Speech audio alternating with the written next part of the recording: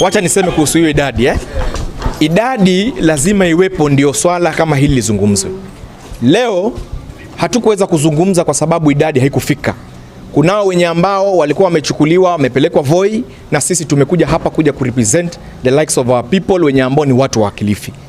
Wacha ikumbukwe katika historia, wakati Afrika ilikuwa inanyanyaswa na mkoloni, kunaye mtu mwenye ambaye alisimama South Africa, Nelson Mandela, akaenda kuliberate South Africa. Tulipokuwa tunazungumza masuala ya demokrasia yalipokuwa yanapigwa vita sana hapa Kenya, hakuna mtetezi. Mheshimiwa Raila Amolo Odinga alisimama kuhakikisha kwamba demokrasia inaendelea. Leo hii kama baadhi ya kamati tunazungumza na kusema kwa pamoja ya kwamba jambo ambalo linaendelea katika sekta ya afya ni jambo lenye ambalo lazima litiliwe maanani. Ukuzoroteka huku hatutaweza kuruhusu sisi kama members iendelee. Na kwa hivyo jambo hili likiwa linaendelea Kilifi, lazima mtu asimame aongee ukweli ili mambo yarekebishike. Na siku ya leo sisi kama members tunasimama kusema ya kwamba tutasimama kupigania haki ya mwananchi wa Kilifi katika idara ya afya ya kwamba ibadilike. Pili, ningeweza kuzungumzia swala ambalo limezungumzwa pia kuhusu Mheshimiwa Elina. Sisi ni waheshimiwa, mbali na waheshimiwa pia ni binadamu na tuko na familia.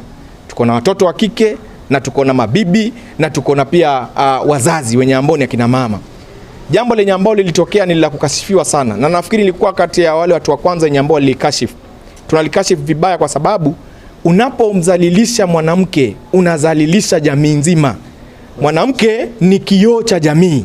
Jambo lenye ambalo lilitokea ni jambo baya sana, halistahili, especially lenye ambalo limetokea kwa watu wenye ambao ni leadership, wenye ambao wanafaa tuonyeshe muongozo.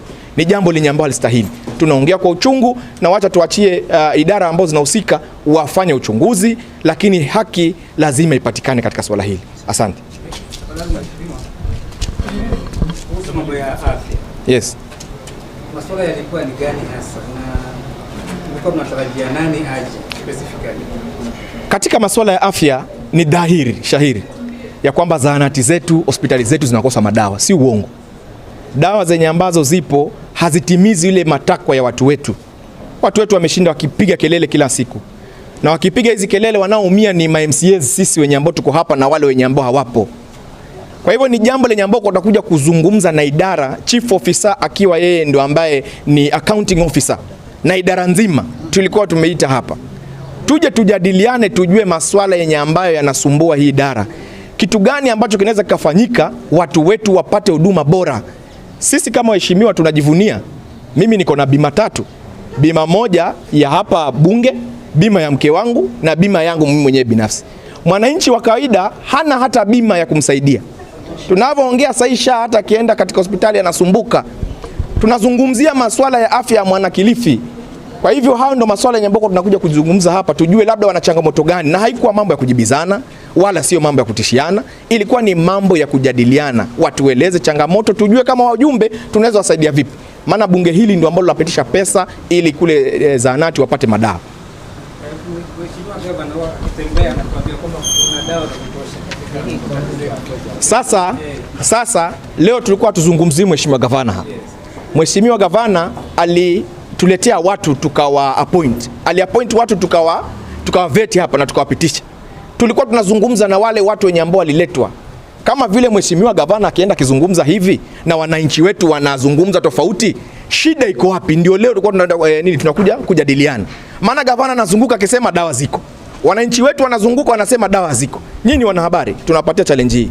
Nendeni mzunguke wodi ziko hapa. Endeni mkaulize majumbani. Ndio mtajua ule ukweli. Nani ambaye anaongea ukweli kati ya Gavana ama huyo chief officer? Ndio ilikuwa ni siku na fursa ya kuja kuzungumza maneno hayo yenye ambayo hatukupewa na wale wenye ambao hawakuweza kufika hapa. Tunasema waheshimiwa wengine wamepelekwa Voi, nani amewapeleka? Wenye ambao wameenda Voi, that is sabotage, kwa sababu Mheshimiwa Gavana ndio ambaye amesimamia wale ambao wameenda Voi. Na hii ni sabotage kwa oversight, kwa sababu ikiwa hatuwezi kukaa chini kama kamati kuja kuzungumza kwa sababu kuna watu wenye ambao wameondolewa asifanye haya maswala, ni jambo la kutamausha. Oversight is being challenged right now as we speak. And we call upon the Senate right now, kama wanasikia hii ujumbe, watusaidie pia. Kwa sababu sabotage kama hii, wananchi wa Kilifi, wananchi katika magatuzi watakuwa hawezi kupata msaada ambao wanauhitaji. Na sio msaada, Kupata huduma ni haki ya mwananchi wa Kilifi kwa sababu analipa ushuru. Kwa hivyo hili jambo tumelizungumza na huu ndio mwanzo, ndio tumeanza upya sasa hivi tunavyozungumza kupata marekebisho hapa Kilifi County. Asante.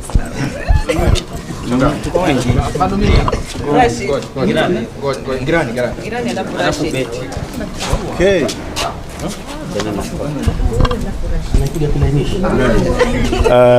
Nianze. Naitwa Mheshimiwa Karisa Ngirani, mimi nikiwakilisha watu wa Ganze. Kwanza nataka nikashifu kile kitendo ambacho kilifanyika bunge, ambapo waheshimiwa wawili barubaru wawili wanaume wanapiga mwanamke. Mwanaume yoyote anayepiga mwanamke, huyo ni shetani. Hata mimi mwenyewe bibi yangu akiniudhi sana, afadhali nitoroke badala ya kumgusa. Kwa hivyo hiyo tutasimama na Elina, haki ipatikane. Na nataka niambie chama cha ODM from the headquarter, waliofanya kitendo hiki ni wale ambao waliwapatia mamlaka kama majority leader ODM party na deputy whip ODM party. Hao walipoa hayo mamlaka, tunataka tuambie chama kwamba mimi kama mjumbe wa ODM kwamba hawafai kutuongoza kama viongozi wa hapa bungeni kupitia kwa chama ya ODM. Pili, leo tulikuwa tukutane na watu ama maofisa wa afya wakiongozwa